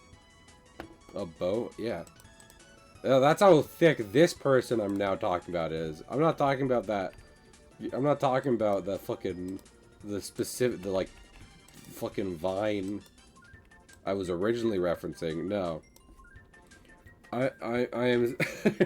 Now we are describing a scenario in which a person was so curvaceous that a apparently future criminal could not help but describe them as an entire boat's worth of oatmeal.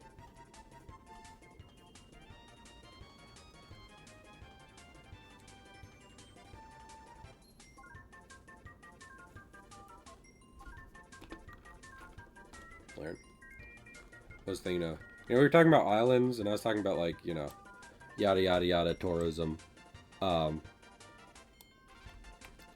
think it was in Grand Cayman.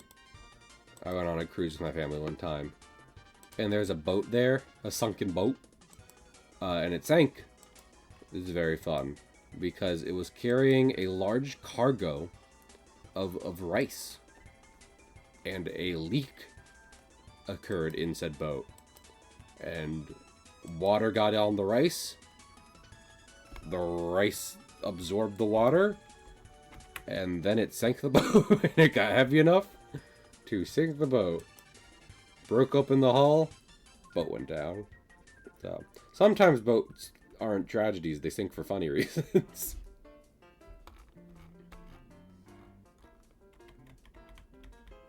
Also, I don't really want to have that there as much.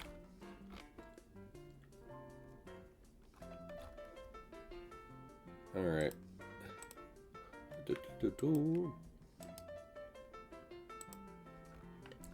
I just want to do this, like, thing right here. I'm going to go to the bathroom real quick before we do second panel. Just because... help me focus so I don't gotta piss. I don't know if anyone else feels this way.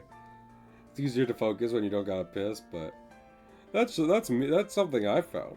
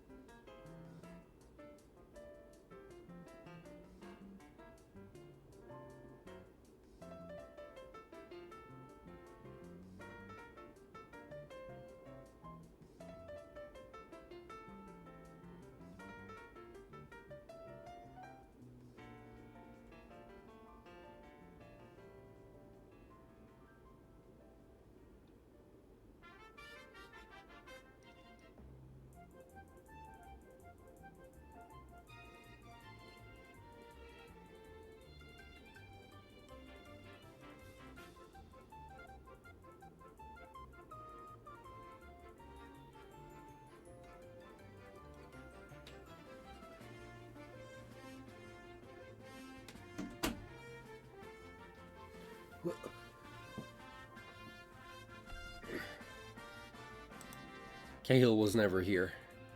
A lie perpetrated by the government. Big Cahill will tell you that Cahill was always there. In reality, no. Man. Yeah, listen, I'm excited to have a desk job. Fucking... I feel like... I forget if it was a last job or my current job. Where I was like, wow. I think every job has hired me just because I'm a young, supple man who's able to do heavy labor. And, like, to some degree, like, you know, there's a part where it's like, yeah, it kind of should work like that, you know. If you're able to do some hard work, at least for a few years, it's probably a good idea. Ian, I don't want to see you. You have twigs for limbs. Do not say anything about my physical capabilities. But fucking... I'm kind of over it. Not the word I used to describe you. I will... Ian...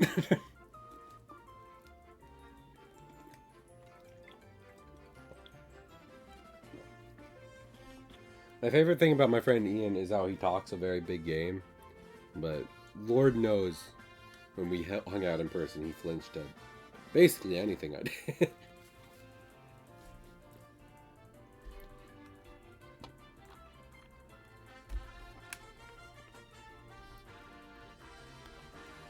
Word. I love to hang out with my friends in person more. I'm paying for all my friends to come to Jersey. You won't like it, but you'll do it.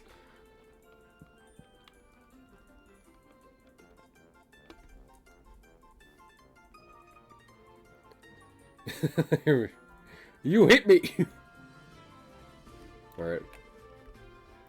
Ian, did I ever tell you that after we were done hanging out for the week, I don't think I told you or Juice this. And also, like, I hate it living in, I do not like Florida. Fucking, on the way back from dropping Ian off at his home in Florida, which was a good 2 to 3 hours from where I was living at the time, it was nighttime. It was very much nighttime, which is, you know, fun. I straight up, like, ran over, like, a lane barrier. I don't know what it was. It was kind of like traffic cones. It was just a bunch of poles. Just had a bunch of poles in the middle of the road. I ran straight the fuck into those. And right over probably a dozen or so. And I was really scared. I was far more scared about my car just being destroyed because of that than any kind of legal repercussion. But it was fine. They were not sturdy enough to damage my car. Also, yes, Ian?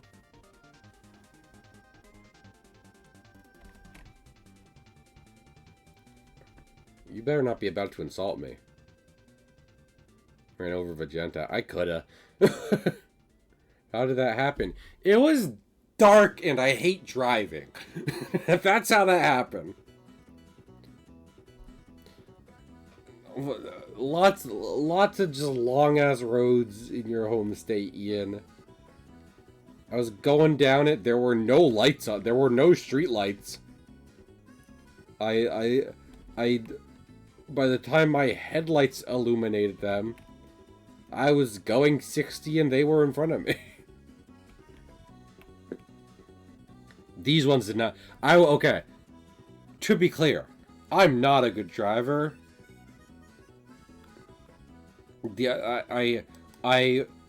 Ian, no joke, promise you, 100% these did not have visibility strips on them. I swear to you, I saw no visibility strips on these things. I remember getting out of my car to look at them. Because I ran them over. So. I promise you. These motherfuckers were the opposite of visible, that's for sure. I know, because I hit them.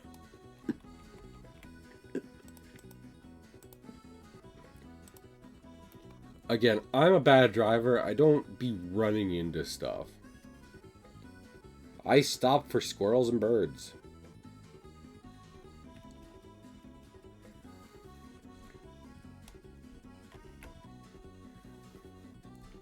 So this was a special case, but yeah. People can insult my driving all I want, honestly. I don't want to drive.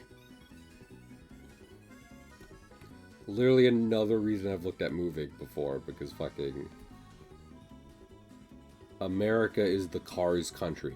That's why, historically, the Pixar movie Cars takes place in post-apocalyptic America. Correct. I was more than happy to drive to see friends. But as rule of thumb, fuck driving.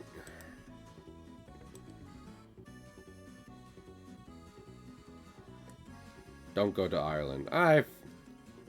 Well, to be clear, Alphonse, and I feel like I said this a bit when we were talking about it, but I will say it outright. If I were to move to a somewhat remote island country, it would be because I have a remote job.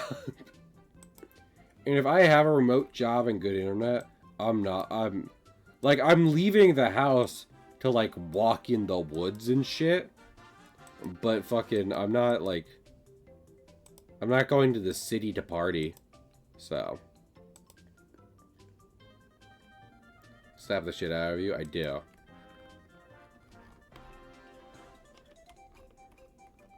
But kissing you and, like, hitting you, I feel like are two things you've dared me to do over Discord. I mean, Ian told the story, Alphonse, so I made notes to do them. And Ian did fend for his life both times.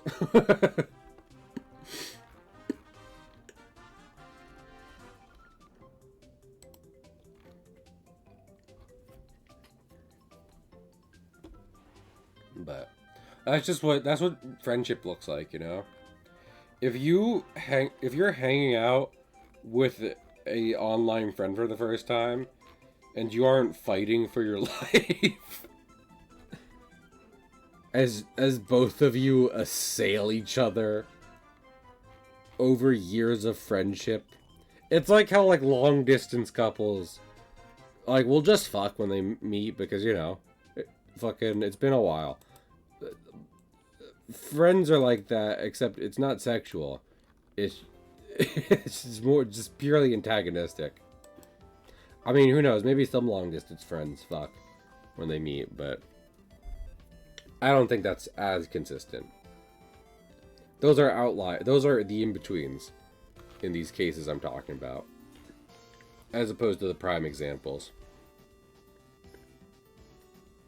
They will fuck when they meet. All friends fuck when they meet. No exceptions.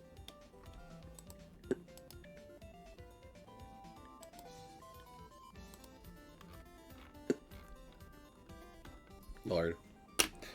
I'm booting up my PS5 to play Monster Hunter World and probably Hitman too, because I want to play Hitman again. I'm gonna be real. I never know if that game, and you can guess what game I'm talking about here, between the two I mentioned, if that's good during politically tough times or bad, you know? Which is it? Feels like in a weird gray space. Anyway, Barry plays it all the time, so clearly it's not. It might not be that deep. Anyway, but Snapcube's been playing the 3D Zeldas for the first time on their channel. And fucking... on top of that and some other stuff, like we're listening to Kirby music, I kind of want to boot up my 3DS. Get my 3DS, play the Zelda remakes. Some Kirby, some Dragon Quest. Absolutely not!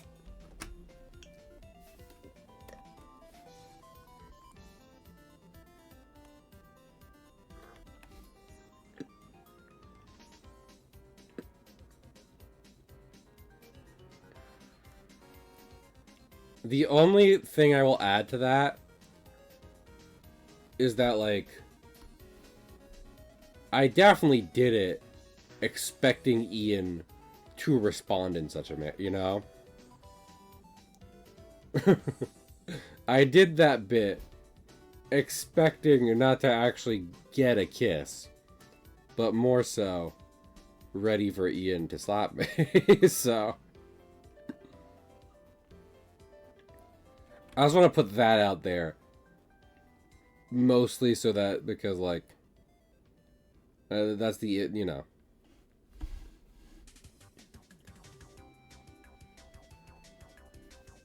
I'm trying to paint the image of me making big old kissy face at my friend. More so than getting a quick peck on the cheek.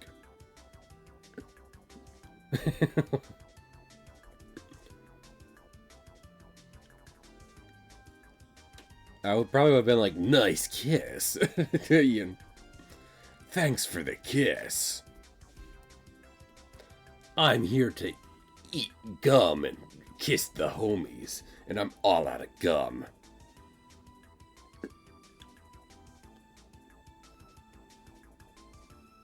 I said that, I literally put in, I think, it was not in our friend Discord, it was like a third-party Discord.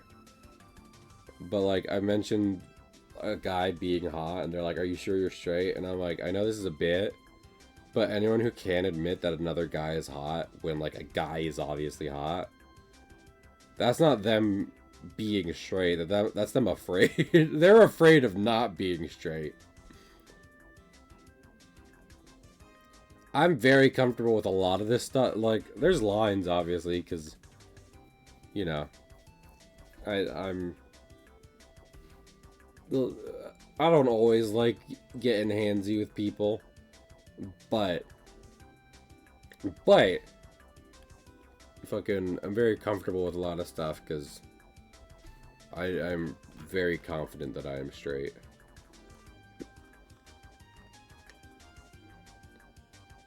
And literally, like, anyone being stupid and or malicious, both, by trying to, like, take this clip and then, like, superimpose, like, oh yeah, well you try to kiss Ian, or what, you know, what have you. Like, you're literally doing what I'm talking about. Anyone who would take this clip and then impose me saying something slightly homoerotic is proving my point.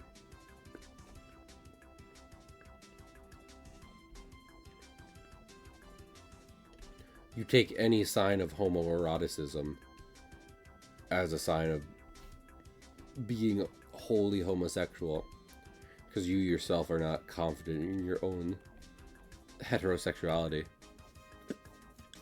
You're really hung up on this, Ian.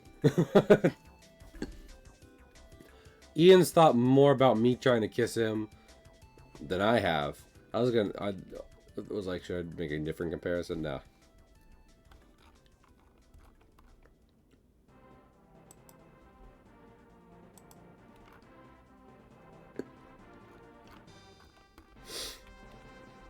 Also, I got this sketch line for the arm is not totally accurate.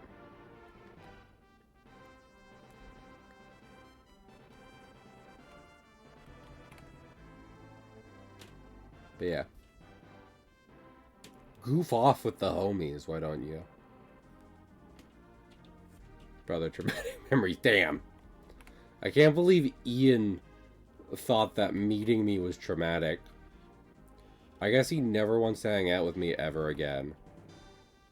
I can't believe Ian thinks hanging out with me was so bad he'd classify it as trauma. This is truly. Do I have any friends? Am I the biggest loser on the beach? You did run him. I did run him over. This is true. Ian's like, no, I'm not talking about mental trauma. I'm talking about the physical trauma inflicted on me when you ran your car into my house.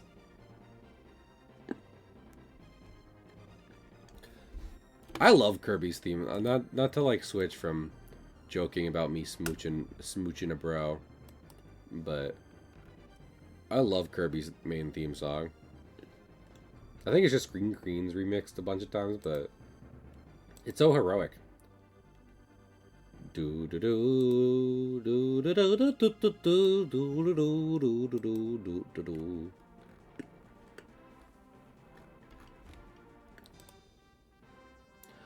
Dun dun dun dun dun dun dun dun dun dun dun dun dun dun. think it's specifically like a level theme with the motif, but looking at said the timestamp.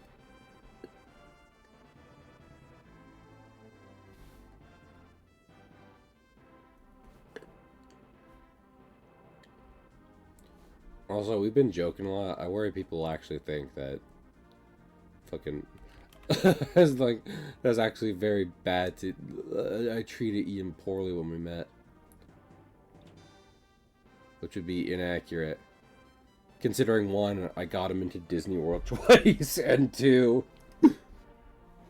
drove 3 hours to get him, and 3, we are talking about 2 specific instances of me doing a bit I knew he would not like, because we were already close friends. I don't have a 4th, but imagine that I did, to make it more impressive. Ian won't admit to this, though. He thinks it's funny if I suffer, worrying about what people think.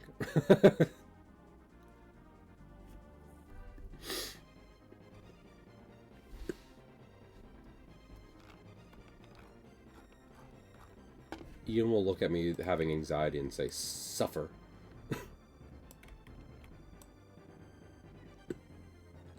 Ian has fish. Ian, do you have pet fish I didn't know about? No, you have. I know you have Miss Kitty. I know no fish.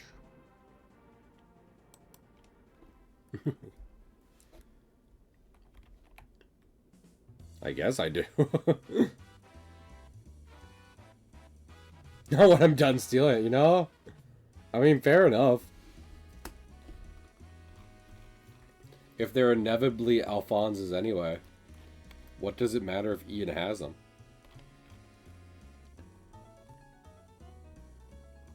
I do enjoy vanilla. I don't know what that's in response to, but... Okay, Cahill's suffering. Okay, there we go.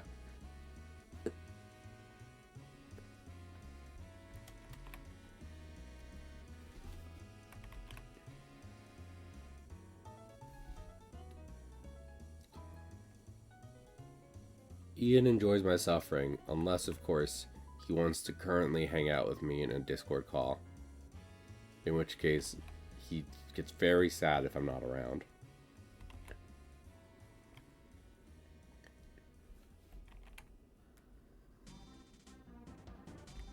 So, that's being friends with Ian for you. I'm like a cat. I was literally just thinking about that. Played for that long. I play lots of Sea of Thieves. Honestly, Alphonse, if you wanted to stream that at some point, I'd hop back on. I don't know how much more they update. I think they do. I don't know. I think here's the problem. It's like I'd be happy to play Sea of Thieves again. I fear the time. I have feared since the game came out, which is to say a game I think has actually really good gameplay for the pirate experience will eventually go offline. I fear that approaching as Microsoft inshitifies evermore. I don't know, like... I know some rich people just really suck and are not good at anything and purposely do shitty shit to the great wording there, Cahill. Because they know in the end they'll make off with more money. But to some degree, I almost feel like Microsoft, you know, like, do they recognize that they're almost making the their own products unusable? Because, like, it feels like it's going that direction. So, Torbeck hasn't used Microsoft. I haven't. Right. I was trying. Me and Ian have also talked about, like, Tales of Adventurous and their D&D podcast. I was trying to watch it, but I remember, like, part of what turned me out, like, as I was getting through it, because it didn't quite have the flow I liked in any improv podcast, but I was like, it's, you know, I'll keep watching. But there's really a point where one of them pulled out, like, a prepared kind of, like, script Like, that's fine to some degree, but I don't really want that. I don't know, maybe I was wrong, maybe I misunderstood what they were doing there with their prepared materials, but... And, like, I'm not saying that as, like, something they were trying to hide. They're like, oh, I have something ready for this. But... Hi, Cahill. Hi! How are you, Stealth? I'm here for I'm doing well. I'm here for 2 seconds to warn you of an impending Discord call that you're going to receive or have already received. From... Oh, no. From... The Marvel group. Oh, okay. Yeah, no, I see it. It's all good. I apologize. No, you're good. You're good. You're good. I appreciate it. That's crazy. Yeah, I didn't know. I wouldn't have been able to tell you beforehand if that would have made a noise, but it clearly didn't, so. You know, their stuff isn't... Okay, so I misunderstood. So I might try and give it a third tries the charm, but I definitely misunderstood that. I don't know. Ian... They're just autistic. Yeah, well, that's the thing, right? Like, I wasn't... Because, again, I want to be clear. I'm not, like... In context, I know for a fact they weren't trying to hide anything. They're like, I have something prepared for this. But, you know. I misunderstood it as saying they had, like, a certain thing scripted out beforehand. Like, one of them as a character did. So. And I didn't care for it. Anyway. Ian. Oh, yeah. I put it in the planning channel. I need to be in a call for my Fuki. And fucking... Might as well see your friends when I hang out. Alright, chill. What was the thing, you know? I'm probably gonna be done soon, because I'm tired. Yeah. Ian, let me ask you something real quick. And some people are gonna want to crucify me for this, but listen, shut up. Could I skip the first stream of... The first VOD podcast, what have you, of Uprooted?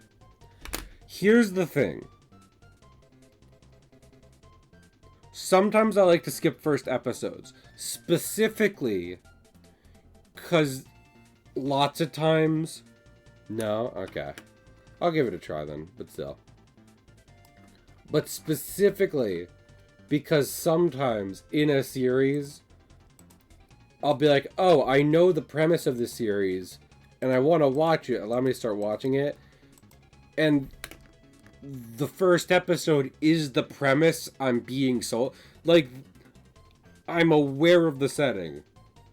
And, like, what what's going on. And the first episode is just about that and nothing else.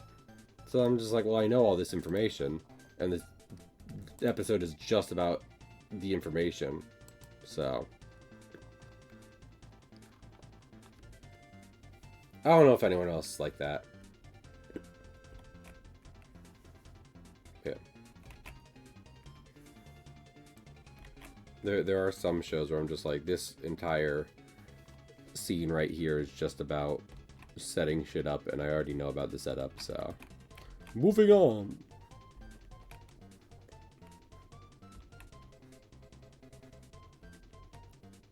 Goes right into it. Fair enough. Maybe in that case, you know, I will go back to it and I'll just kind of skip the first scene, because I've watched that plenty of times. Where they're around the campfire and setting up stakes and stuff. Well, they didn't know the difference between lemon and lemon juice. What you should tell us, because what if we don't know the difference? Well, one is a lemon and the other is some... juicy substance. They were trying to tell me that the lemon juice came from a lemon, but that's ridiculous.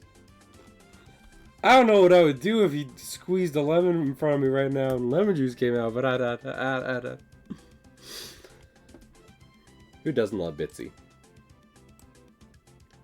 Just truly just a mouse with drained Brahmin.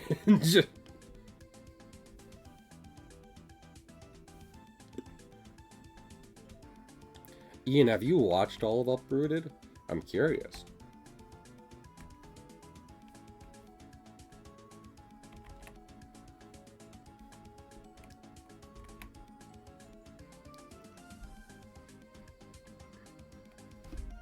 Watch it off season 1. Easy. I don't know if you were going to take offense to that question, but that's like... That happens to me plenty of times. It's like, oh yeah, I've been meaning to catch up, but... They're in the middle of something right now, and you know. Like, that's been me with, fucking... One Piece, because there's like a whole bunch of stuff going on. They're at a big island right now, and there's a huge flashback, and I was just like... Rather than read this week to week, I think it would be best if I wait till it's all, you know, all settled. I think they make a lot of their bread and butter on that Alphonse, to be fair. I think Tales of Adventurous as an online production company fully just makes plenty of money off of small shorts of different D&D moments. It's definitely easier to get people into than, you know, than a full-on like 3-hour episode. Especially if you're like me and have poo brain and apparently misunderstood something when it was happening. I do like a good D&D podcast, though. I don't know. It's kind of hard, right? Because the first just podcast in general and D&D podcast I listened to was the Adventure Zone Balance, right? And that rules. But also part of what makes it rule is that it is like wholly like just comedy that's slowly, like, very unserious and then slowly slides into being very earnest storytelling, which I adore. But I know for a fact there's plenty of... There's a good amount of D&D podcasts that like to start very seriously, and I respect that, and I could probably do with listening to more of them. But I feel like it's easier for me to kind of critique and fall out of the storytelling if it's going 100% serious right off the bat, as opposed to if it's being very... Also, Tales of Legends of Adventures is in fact uprooted in space. They are street. It's just in my suggestion right now. But yeah, if it starts out very silly, then it allows me to get invested without taking it too seriously up front until like the climax starts happening and I'm like, oh shit, I'm into this. So I've always praised Adventure Zone for being able to pull that off. First time round. I'm gonna raid Skullvolver because he's a funny online man and he's also doing art.